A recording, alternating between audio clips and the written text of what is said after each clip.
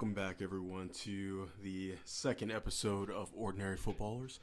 I'm Knight, and with me today, I've got my usual ordinary footballer in crime, Flash. Flash, tell him how you doing today. I'm doing good, man. It's been a quick turn with how these Premier League fixtures are. There's only a day break in between the two game weeks, so it's a lot for us. But I'm happy to start it off, and we're gonna go first into our award segments. So remember, not all of these good. Some of them are gonna be bad, but I'll leave it to you, Knight, to start us off with your player of the week. So my player of the week's really easy. I know some people aren't gonna like this, especially if you're a Chelsea fan. I'm going to go back to Liverpool. My boy, Mo Salah. Shout outs to Mo Salah, man. You looked amazing this week. That's my player of the week. Probably one of the smoothest goals I have seen in so long. And I think everybody can agree with that, no matter who you root for. My man is streaming down the middle of the field. Great ball comes in. He has amazing touch to eliminate the bounce. Little flick with the left foot, and he's off celebrating. He's my player of the week. He looks smooth. It looks like he has his swagger back for Liverpool. That's going to be big if they really expect to have championship aspirations to catch Man City. And they really took it to West Ham this week, a team that's actually been playing well. So shout outs to Mo Salah. What you got, Flash? I just want to say, I think maybe you're becoming a little bit of a Liverpool fan, 2 for 2 on the player of the week here. You see it behind me? You see it? That's fair. I mean, he's playing well. My player of the week is going to be from a less prestigious team. I'm going to be going with Newcastle's very own striker, Callum Wilson. So, while Newcastle might not be the team in the world, in fact, the team that's actually probably fighting to avoid relegation, their 2-0 win against Everton did the absolute world for them, and Callum Wilson was at the center of that. He had 2 goals. He had the brace to win the game. Newcastle also kept a clean sheet, so it was all on him to score. And this has really been the trend for him all season, to the point where I think a lot of Newcastle fans are probably going to worry they're overly dependent on him. Callum Wilson has 10 goals for Newcastle and 4 assists. And out of the 21 goals they've scored, he's been involved in 71% of them. Okay. This dude does everything for his team. I didn't know we were doing a mid-season review. Go ahead. Stop this. Stop this right now. What are you, a Newcastle fan? You a Mike Ashley fanboy? Stop that. This dude, he does bits for his team, man. He's had 30 goals and 12 assists in the last 3 seasons prior to coming. They got him for $24 million in the summer window, and he's 7th in the league for goals per shot. So he's not getting a ton of chances, but he's converting them. And like I said, getting Newcastle that win, their first in 11 games in all competitions, is going to mean the world for him. If you're a Newcastle fan, this is probably the only guy you care about, save for the John Joe Shelby fans out there. But yeah, player of the week for me is Callum Wilson with Newcastle. Next up, we have the Underdog Award. Yeah, I got Alston. What do you got, Knight? Look, man, you see what's behind me. Behind me. We came back with that big win this week. You know what I'm saying? Well, Arsenal got that draw, so we still on top of y'all on the table. I don't want to hear it. Look. Oh my God! Worried, right? Because my boy Lampard left and he got kicked out. Shout out to Lampard. You didn't deserve that. But Tuchel came in, and this is a guy who I really believe that he understands football. Not in the sense of like he could be a game manager or he can manage players, but I think he actually has fluid, sound tactics, and I think he has some of the players that matches what he wants to do, and we saw that this week. I know I'm talking a little bit too much, but hear me out. He put out 2 technical fullbacks, right? There was no Chilwell, who's a little bit more technical, but can actually play a lot more defense than Marcos Alonso. And then he took out Reece James, who was sitting out on the bench with his little COVID mask, looking pouty as hell all week. And that boy, Aspilicueta, old self, ran down the side, streaming down, looking like Mo Salah almost. And he gets this wonderful, actually it wasn't a wonderful pass. It was kind of underplayed. But Hudson-Odoi passes it off, dumps it kind of off to the right as Aspilicueta comes out of nowhere. And he puts a shot right into the top left from the right side of the goal. That's not an easy thing to do. Most people are sending that to the stands, you know what I'm saying? Yeah. So that technical ability showed out. Mm-hmm. He's the underrated player of the week. He doesn't play often. Reece James has been having a come up this year. Shout out to Aspilicueta, man. You played great. You were my underrated player of the week. Fair enough. I mean, dude's been at Chelsea for quite a while. For my underdog, though, I'll be going with a former Arsenal staple, but now Aston Villa centerpiece, Emi Martinez, the Argentinian goalkeeper. So if you watched the game, Aston Villa, I big up them last week. They played against Southampton. Southampton actually dominated that game, and they had 4 key chances, but Emi Martinez saved all of them. He held a clean sheet and had 4 key saves. Overall in the league, he has the 8th highest, and then he has the 4th highest save percentage. Not only this, but with Aston Villa, he has the 2nd most clean sheets in the league, and they're more likely than not to keep a clean sheet than concede. And listen, this dude, beyond the stats, there was a lot of debate because he played so well for Arsenal last year, getting us that FA Cup over Chelsea, I will mention. Payback for the Baku jab you gave me last week. But we sold him for $19.8 million, and there was a lot of contention because he was playing, some argued, as well or better than Bernd Leno.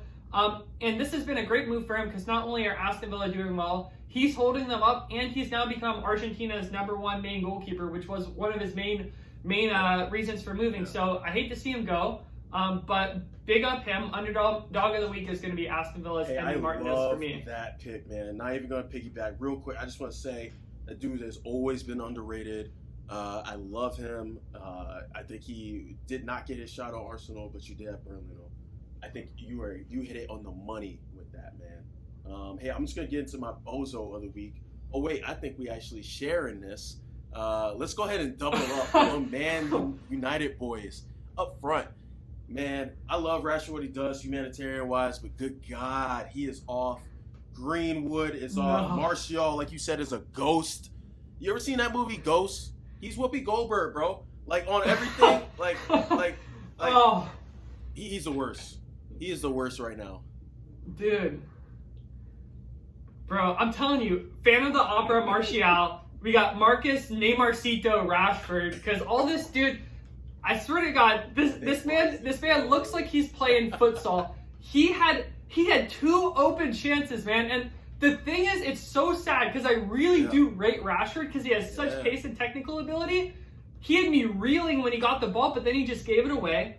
And the big thing with Rashford is he's just too slow when he has the ball. He's too slow. Cavani's not clinical. I'm not even sure if Martial played, to be completely honest with you. I'd have to look back at the tape. I didn't see. I saw an invisible person. 0 goals in the last 6 for Marcus. Crazy.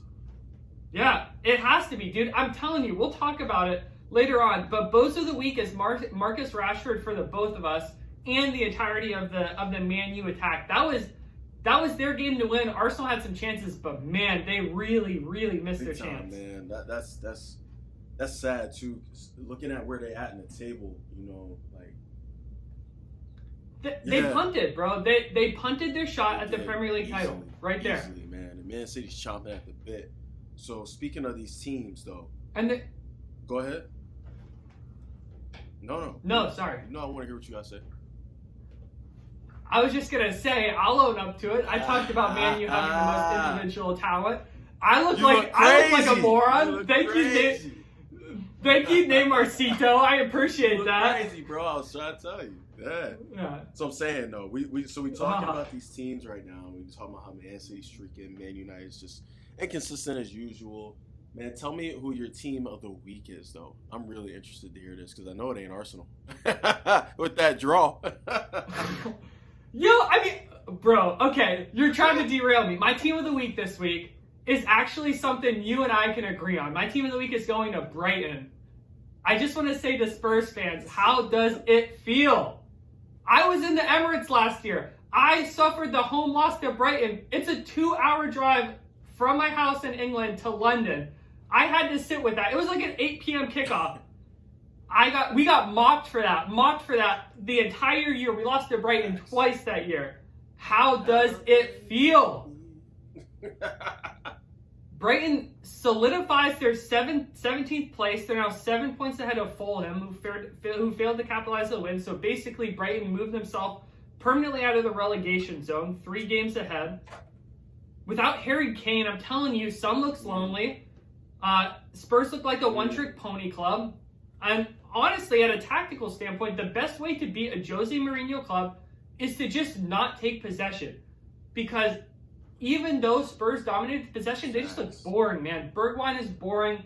Bale is past his prime. Whoa. Son is good, but he needs someone to link up with him. Whoa, rewind that. He needs someone to link up with him. Did you just say Bale is past his prime?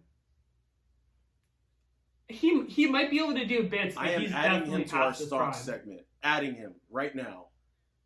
That's fair. We'll do it ad hoc. But overall, like I said, and this is not a fluke win. Brighton, they had 16 shots versus Tottenham's 8. They had 3 key chances. They missed 2 of them. Good on Lloris for saving them, but they earned the win. They earned the win against Tottenham this week, so I will give them Team of the Week despite my feelings for Brighton. Man, what do you got love for me, Knight? The brutal honesty that comes out in these podcasts. If y'all can see what he puts in these group chats about Arsenal sometimes, I swear, Arsenal would be on top of the world with the stuff that he writes, man. That's enough banner, though. Look, man, at the end of the day, Leeds so surprised me, y'all. Second win, that surprised me because I didn't think you were going to win last week either, even though you should have. Even though you did. Man, beating Leicester is huge. Leicester was on a 7-game win streak, and they looked clean up until this point. And Leeds just goes out there, and they're the Norwich of this season. They just don't give a shit. They're gonna go out there, they're gonna play you hard, and they're gonna come for your money. And like it just looked like. It really looked like they brought a knife to a gunfight. Like Leeds looked dangerous.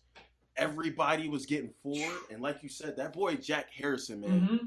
Hey, my man. Hey, I'm on board, bro. Like, you know, I hate your hot takes, but boy, that one hit because I was like, Jack Harrison. Let me go look at these stats, these highlights.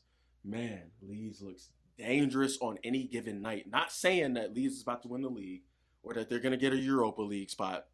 I'm saying, if anybody goes to see them or they go see anybody else, like, you have to play them. As a plug as well, man, if you're an American trying to get into football and you don't know like which team you want to support, right here in Leeds you have a team that has a lot of culture around it, and they're committed to exciting football. Yes. It is never a dull moment with them, man. Super impressed with them. And that's all I got to say about Leeds, man. Again, impressed. Well, that's all we have for player awards. Let us know what you think. Let us know who you think was the most correct. But we're now going to switch over to our table talk segment. All right, and back we are, ordinary footballers. We're going to be moving into the table talk. I just want to point out, we talked to it at the beginning, because of the quick turnaround for some of these match weeks. We're going to be taking a little bit less time than normal and going through these a little bit quicker, just because this comes out outdated it becomes outdated the most quickly. Nate, go ahead and take it away. Talk to me about some of these fixtures. Ooh, yeah, man. So I'll be honest, like, I gotta start with the Man U Arsenal game. Bro, we were in that group chat talking so much big cash, bro, all week. Like, yeah, this game of the week, it's about to be crazy. Here's my prediction. And I will go ahead and put myself on blast here. I said Man U was going to win 3-0. I thought that the boys up front would get it together. I thought Greenwood would be able to come on and have his right foot working. I thought Rashford was going to look crazy because we was talking crazy about him last week. And, man, that was just probably one of my biggest disappointments this year, other than Chelsea's performance so far. So, big letdown. The right foot machine don't work for Greenwood. But, hey, listen, man. It was overall a boring game, but I will point out there was 31 shots for a 0-0 draw, so there was some spots of enjoyment. But listen, going into this game, I thought that Arsenal could win it, but as soon as I saw the team sheet for Arsenal, we're still missing Aubameyang. Hope that him and his extended family are doing okay. We're missing Saka, and we were missing Tierney, both on injuries. If you look at Arsenal's top 5 players this season, I mean, they have to be 3 of them. So as soon as I saw that, I knew it was going to be bad. Admittedly, it's not the most exciting game in the world, but a 0-0 draw is going to be good for Arsenal, even though it's probably worse for both teams in the long run. Because like I said before, that's a Man U punt. I mean, I think they're probably effectively going to be out for the season title. Arsenal, man, we're still down there in what? Let me check. We're still in 10th place. It's a draw versus a team that hasn't lost away. But, man, here's the thing. You want to see teams at this point go all out for the win. As an Arsenal fan, I'll take the point because it's better for us than Man U, and Man U haven't beat us in 6 Premier League competitions or in 6 Premier League games. But I would have liked to see Arteta put it on the line and say, "Hey, we either win or we either lose," because right now we're in the mid-table. No, I agree, man. You got to put it all out in that kind of game too. You know, there's other games where you can play around and you can kind of go, well, I guess, you know, whatever. Let's put out this team sheet that doesn't really match up well, but we should still expect to win because of talent. But when Arsenal and Man U meet up, bro, like, yeah, I get it. Manchester and London, not exactly crosstown rivals. Yeah. But when we talk about like that big original Big Six, you know, top 6, top 7, like those two teams are rivals, and I just don't feel it anymore, man. I didn't get that feel in this game, so definitely a big letdown. Yeah, I agree. You know, the next game that stood out to me, you have to mention again. We already talked about how Leeds just my team of the week. I am so surprised that Leicester lost that game though. Like I know Leeds comes out, they play, you know, and they don't back down to anybody. But man, Leicester 7-game win streak. You know, they look so solid. I'm always a big fan of what they do every year, and they just got beat. 100% agree, man. They scored first as well, so they had three conceded. And shout outs to Bamford. Dude's a top European striker. Like, all right, next game I'm looking at is gonna be Newcastle 2-0 Everton, and really the onus to win this game is on Everton. And they're another team that kind of punted themselves down the table. They're now in 8th place, granted with 2 games to play, but to be shut out at home against a Newcastle team that hasn't won in 11 games, it really opens it up. And this is one thing I'd love to get your take on. This season, this Premier League season has been so contested. We've had 9 different points leaders.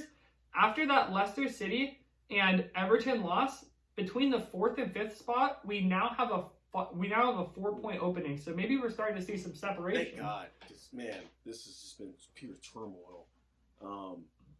I do agree with you. There's definitely starting to be a separation. You can see it.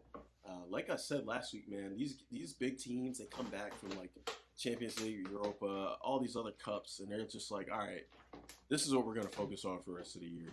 And I think we're going to start seeing that. Like, Man City's going to bear down. Liverpool's going to bear down. Anybody else? Oh, yeah. Dude, I just don't believe it, you know? Dude, speaking of Liverpool, man, I mean, that's the next one we get into. 3-1 West Ham. And you've talked about it for our first 2 podcasts, not because you like the team. I do believe that. But they're purring, man. They're doing real well. Key wins against West Ham and Tottenham, which were both above them in the league before they played each other. What do you have?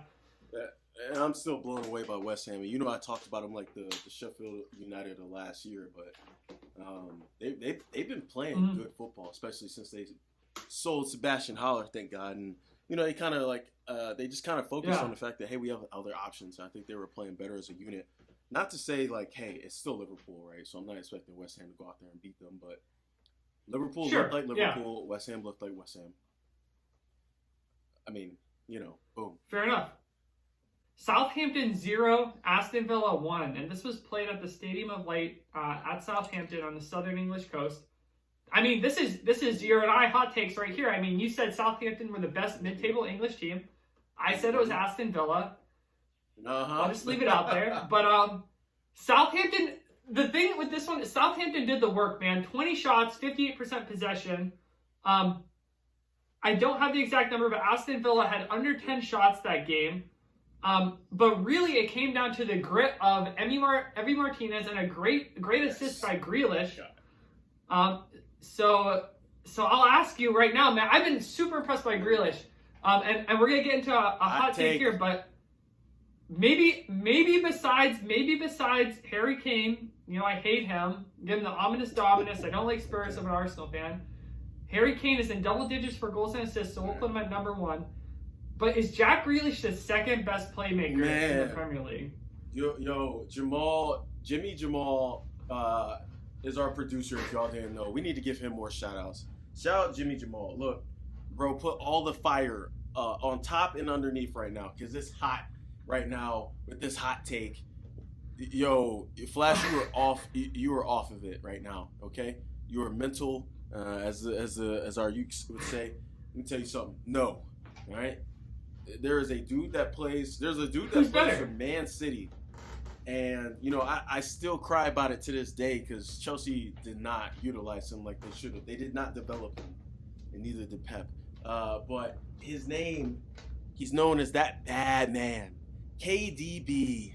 Kevin De Bruyne. Okay. He is the arguably best playmaker in the world. All right. So let's just calm that down on an international level and club level. And then even before Grealish, I still have Bruno. Bruno may be called Pinaldo of Man United right now, but my man is still out here making United look creative when they have nothing. They are nothing. That's what our former president used to do. They are nothing. They have nothing. So you're tripping, dog. No. Okay, let me read you some stats because I'm gonna throw down with Jack Grealish being the second most creative player in the English Premier League. 6 goals, 9 assists, 0 of which are coming from PKs. He has the most shot-creating actions out of any player in the league and the most per 90 minutes, so it's not because De Bruyne has played 3 less games. KDB has 3 goals and 11 assists, which is overall, overall 2 less goal contributions. Bruno does have more total goal contributions with 11 goals and 7 assists, but 5 of them are from penalty kicks. Consider this as well. This is not an Aston Villa team that looks to be incredibly expansive. They're a team that plays both offense and defense. They have the second highest clean sheets in the league. So Grealish isn't necessarily built around. Yeah, Tyrone Mings, shout out to him. But he has the most shot-creating actions, 6 goals, 9 assists. I'm telling you, I think Jack Grealish might be the most creative player in the league. And he doesn't take penalties for his team. And he doesn't have the ensemble of Riyad Mahrez, Raheem Sterling. He doesn't have ice-cold Martial. But we'll see at the end of the season. He's in there without a shout. With a shout. I'll say this. You are not wrong in the fact that boy is creative, and I know everybody wants him. But there's a reason why Man City has KDB already instead of Grealish. Stop this nonsense, okay? Saying, oh, well, he doesn't take penalties. There's a reason why Bruno takes penalties. There's a reason why Bruno gets penalties, all right? I'm going to use that Neymar effect on you really quick. Do you know why Neymar gets fouled all the time? It's not because he falls to the ground. It's not just because of that. He does love to swim once he hits the ground, but he's not just hitting the ground out of thin air. Too often, these players go, oh, what? I didn't touch him. You look at the replay, and they're stomping on his feet because he's just that quick. He's just that good. He moves in and out that fast. There's only so much you can do. So if you stab, you're probably going to put a cleat into something of him. It is the same effect with Bruno. My man is so creative that they play off of him because they don't want to give him, they have to give him space because you're just going to get beat. But at the same time, you give him too much space. So everybody stabs. He gets fouled so often. So no, you stop that nonsense. You're not about to say that my man Bruno is not the second most valuable player in the Premier League. Without Bruno, Man U is West Ham. That's fair. Hey, but listen, when you're Jack Grealish, when you have calves the size of basketballs, maybe you do get fouled a little more in the Premier League. That boy got some nice calves. I ain't gonna lie. That boy has some nice calves. But I will say, that's all we have for this segment. So let us know, Jack Grealish, number 2 in the Premier League. Where does he rank for you? And we're back. Hey, so what a great segment that was. Glad we could talk about the table. We're going to get into something that is relevant to recent news, and hopefully people will keep coming back to hear about these wonderful things that we're about to invest in. So this has been a week of craziness in the world market. GameStop is thriving, silver is jumping through the roof, and apparently movie theaters are popular again in the States. But what I did notice is that why not take advantage of this? And let's talk about some of the players that we are high, low, bear, bullish on, buying or selling. Flash, during this segment, we're just really going to hit out at players who have either still had potential or maybe just haven't been hitting the mark in the Premier League. We're going to throw out those names, and then we're going to see exactly whether you are high or low on them. And like I said, bear, bullish, or buying or selling. Does that sound good to you? Yeah, I don't invest personally, but I know you did invest in GameStop a little bit, so I expect you to have the upper hand in this. But take it away with our first player. That was not a good idea, but either or, yes, I am a champion. So I'm going to start with a Chelsea player because, first of all, I know this man has just not been given time. But I know how I feel about him. I want to see how you feel about him. Havertz, how do you feel about him? Not even slightly. I think he's overvalued straight up. 88 million for the 21-year-old. I would sell at 88 million. The reason I'm saying this as well, man, look at Jackie Grealish, look at James Maddison. Those two are both valued at around 60 million. Havertz, he's the German James Charles. Yo, chill out.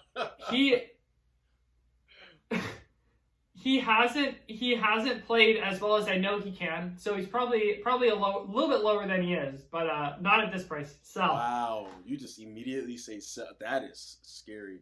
So you're automatically going to throw away what you spent. That's fair. In terms of the fact that it's not fair. My man has been in a Premier League, not even a full season. He's been there half a season. He has not been on his team as long as Grealish or James Maddison. Those guys have been in this country for all their lives. My man just moved from Germany. He's probably like, why the fuck do y'all still eat black pudding? But either way, he's out here on a team that just lost his manager. Probably was talking about losing his manager for half the season so far. And I think that he still has so much potential. He's 21. He's on a 5-year contract overall.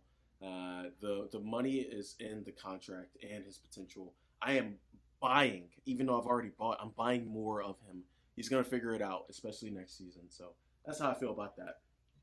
I sell, buy James Maddison, and then buy $30 million with the Nando's. Oh my gosh, well, I guess I have to buy that. Next player, we got Pogba, 71 million. Man, what are you doing with this guy? I'd sell him for 50.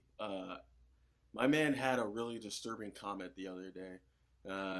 They asked him straight up on Sky Sports, hey, tell me how you feel about your play right now in this current state of like Man U or something like that. And along the lines, he straight up just said, yeah, when, I'm playing well, I'm happy and we're winning, and I'm happy when we're winning, and when we're losing, I'm mad. And I'm just like, brother, there's other ways to state that, but that tells me everything I need to know. My man just plays with a horrible attitude sometimes. You can see it. He just gets caught up in his emotions, which is fine because I know that he does love the game, but I'm selling him. You can have him. 50 mil. Sell. 3 goals in his last 34 Premier League games. Jesus. 3 goals. Okay. Yeah, forget that, man. Hey, I want to move on to somebody who's really, really, really special to me because of you and fantasy. James Maddison. Okay. Yes. Yes, dude. He's at 60 million. I traded him to you for Havertz, so that's where my ire is coming from. Listen, James Maddison's at 60 million. He has 3 goals and 3 assists this year, which is already as many as he had in an entire Premier League season last year. I'd buy him for 60 million, but I honestly probably wouldn't buy him for much more at this given time. I think this is a fair evaluation for him. He's a stay stonk. Wow. Okay. Yeah. I don't see anything wrong with what you said. We're just gonna move on. Hey, your boy Saka. Tell me how you feel, even though I know how you feel. Yes. I wanted to ask you about him, honestly, because people know about how I feel, man. This dude is a top 10 creator in the Prem in terms of passing. 19 years old, and he's only valued at 44 million. Buy. This man is the GameStop stock of the investing world, except the inflation is not artificial. The hype is real about this kid. 44 million, 19 years old. He probably should be at 65, 70 right now. I'm buying. Yeah, you only said. What about you, Knight? He is the GameStop of the Premier League. Premier League players, especially just really Premier League English players, are always undervalued, ever since ever. and that's mainly because English players don't typically leave England. I you threw a dollar amount out there, and you know how I feel about the dollar amount. I don't like it, but I am buying that for $44 million. I am buying Saka at 19. He is not a top 10 creator in the Premier League. You want to just use stats. I want to use the overall body of work. I know he can still grow. He makes some weird mistakes sometimes, and he's young. But I think by the time he's 22, 23, he is probably a top 10 player in the Premier League, hands down. He should leave Arsenal, come to Chelsea. Yeah, I'm buying it, man. I'm buying him. All right, let me ask you about another player who could be in that same category. Greenwood, another young English talent, 19 years old. What's your take on him? One-dimensional. So like I automatically have to compare him to Rashford because like Rashford came up through the academy as well, but Rashford can play on the left, he can play on the right, probably play a little center attacking mid because he really has that good vision. Even though he probably dances over the ball too much, he can play striker. Greenwood, he could probably play striker decently, but he's really like a right mid, right winger in my head, and he's one-dimensional in terms of like pace, right foot, maybe a cross, and that's about it. I don't see him getting back as a winger as well. So like, I guess I'm bearish. I actually agree with you. Really? Yeah, I agree with you, man. I think he's slightly overvalued. I would sell for that price. I think he's good, man, but I think he's a little bit overrated. Oh man, I did not expect you to say that. I'm glad we agree. Look at that. We agree. That's our first agreement of the day. I love it. Okay. All right. Moving on. So like Greenwood, maybe we'll agree on this guy too. I really like this guy. Eberechi, coming from Queen's Park Rangers to Crystal Palace. Dude. We're 2 for 2, man. Buy. Criminally underrated, dude. Criminally underrated. $19 million. Arsenal was linked with this man. I really wanted to get him. 14 goals, 8 assists at QPR last year in the Champions League, or not at QPR in the Championship. He only has 5 contributions this year, but he plays for an austere Crystal Palace side. Dude, I'd buy him. He's a great set piece taker. Yes. I love this kid. He's young. He's gonna be. I don't actually know how you're gonna feel about this one. How about Bergwijn, the Dutch winger who recently went to Tottenham? I am so heavy bullish on this man. I am buying everything that he has to offer, from the tats to the haircut to the wavy haircut coming out of Amsterdam. He has amazing English. Oh. I think he is on the wrong team though, so I don't buy him being in a Josie team. But you send him to somewhere else, maybe like a team that could really use another time. Like you put him on Leicester. Oh, could you imagine him and Jamie Vardy direct running at everyone? Yo. I'm not gonna lie, Nate. I'm feeling it with this segment with you, man. I'm not gonna say that like this guy is a definite buy. I think it's rough in a Jose side. The thing you brought up about the fact that the English is good, especially from all of these Dutch players, is a huge slept on factor, man. That is that's brilliant analysis. But granted that he hasn't done a ton in the Premier League yet, I think 30 million is probably fair for him. I think this guy's probably a safe investment at 30 million. He might be slightly more. I can get with that. I can get with that easily. I'm just gonna rattle off the next one because I really want to know how you feel about this guy, Declan Rice. Bro, I don't mind him, bro, but this guy is a perfect example of English market bias, man. Oh, say it. How are you going to value James Maddison, Jack Grealish at the same $60 million valuation as this dude? Look, we saw Declan Rice. I saw Declan Rice play in person at a West Ham game, and he was pretty good, dude. But he's 22. This guy is probably a safe bet once the bubble bursts on him. Like once he goes down to like 40 million, like he's probably a safe buy. But I'd say he's overrated. I don't think he's criminally overrated. Criminal. I would sell, but man. What about I love it. What about this next guy? the Scouser himself, $19 million, Curtis Jones of Liverpool. Hey, man. I may still not believe in him, but the results are there. The results are there. I'm buying. I'm buying it. I'll take him for 19. I'll continue to develop him. He looks really solid, and maybe it's because he's in Liverpool and like Jurgen's got that squad just looking so dope over the last 2 years.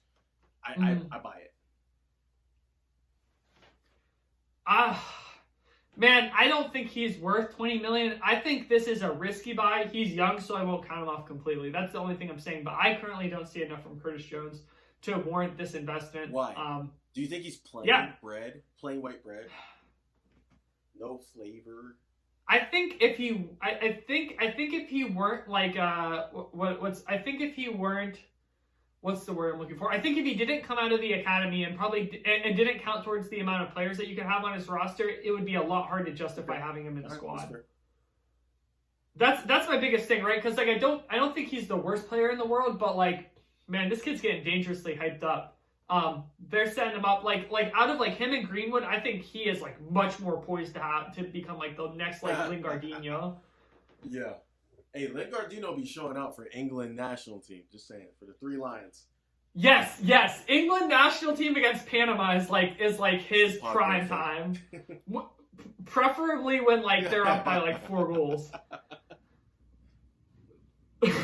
So we do have a couple more minutes. We'll rattle off through a couple of these. Ainsley Maitland-Niles. Sell. Yeah, I think he's a little older. Bro. I don't think he's dynamic enough to actually be like an Arsenal player. He could probably be like a player for Brighton.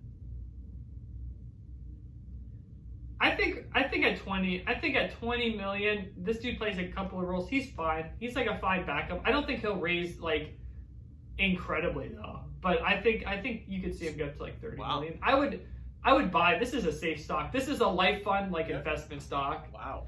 So you just sit on him and make him your backup forever. Okay. Yeah. I guess. All right. Not expecting that from you.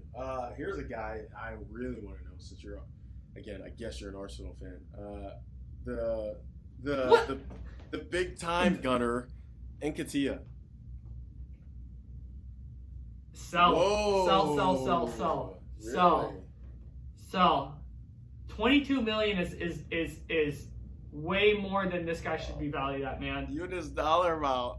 I'd buy him for under 10, man. The thing with Nketiah is like he's like Greenwood in the fact that he's one dimensional, but he's just worse than Greenwood. Like he's fast and he has like decent positional movement, but he just doesn't do enough, man. Like he's like one of those strikers you see that like plays for Sheffield who's like good enough to start, but you're like, man, like I'm never seeing anything crazy from him. And the thing, especially when it comes to Arsenal, whenever we have players like Martinelli, which I think is like up there with a shout for like possible like really good future talent. When we have other younger players coming through the academy, Balogun as well. 21 is kind of past his prime. 22 feels like a lot of money for this guy. I would sell. Ooh. What about? So I think we have one more if I'm looking at our list correctly. What about Zinchenko? Bye. I wish. Yes. No. Yes. How are you gonna put the Ukrainian Kevin De Bruyne over Ainsley Maitland-Niles for that same price? What do you mean? I just don't think he's 24. He's still, so I get it. Mid-20s, you're starting to go, hey, you're getting near your peak. Is this what you are? But every time he plays for Man City, he is a midfielder at the left back position. He's somebody who you can put the ball at his feet and you don't have to stress about a high press. You can say, he's so solid. And I get it. He doesn't really have a fullback's like usual qualities. Like he can cross the ball, but like almost anybody can do it. He can cross the ball unless you're Luke Shaw. But like it's not special. He doesn't have special pace. He's not incredibly faster than everybody else. but I think he is just so solid at everything. I think he's literally a all-around good player. He's a center mid at the left back position. I'll buy it. I would sell personally. I disagree, but we're coming up to time, so do us the honors with the wrapping up of our second ever podcast for Ordinary Footballers Night. Topics. Obviously it was a good week overall for game week 21 because, like you said, we saw that separation at the top of the table. We'll probably continue to see that going into next week. We saw some really good results from some teams that are really starting to press themselves. Leeds, maybe they do make a 8-7 spot push. Who knows? Because they look very strong. And again, your boy Jack Harrison showed the fuck up, man. Really, I do like this guy. I think he should go back to Man City. And maybe take your boy Zinchenko's spot. I also really am a big fan of. I didn't say it. I'm gonna give my team Chelsea a shout out. Thanks for getting that win. Burnley just playing 5 in the back. Fuck them. That game was a little hard to watch. And again, shout out to my underrated player of the week. He got that goal right after halftime, or right before halftime. It was big. And then we should also hit on one more thing in our summary. And I know it's a summary, but I do want to hit on one more thing. Messi's contract, man, that was huge. Yes. In all ways, that's huge. It's leaked. It's massive. It's game changing. It probably really is a reason why Barcelona's broke. What are your thoughts on that? Yeah. Listen, thoughts. I'm solidly in the camp of Messi being the best player to ever walk on this planet. But that being said, there's boundaries, right? Listen, I think Messi is at the point where his identity is dangerously overtaking the club of Barcelona as a whole, and giving out this much money and tethering yourself to him is I think a dangerous investment from Barcelona. I think the math, he's making $1 million a week. Dude, listen, this man got signed for 3 more years as well. He's not going to have the physicality to play as long as Ronaldo does. It's not in his caliber. I like Messi, but I think this is a mistake, man. I think he's starting to become the face of a club that already has a very strong cultural identity. I think that's going to really, really hurt. I agree. He can leave this summer if they come to an agreement, and I think you have to. You have to just restart that club. You still got a lot of good pieces there. Let Messi go. See if he can play somewhere else. Release all the wages in the world, and just rebuild. Yes, dude, 100%. But without further ado, thank you guys for making it to the end of our second podcast with Ordinary Footballers. I've been having a great time with you, Night, talking about these topics. And we'll be back very soon for the next game week because those games are coming up very shortly. That's all I have from Flash and Night. Thanks for the time. Man. Take care, everyone.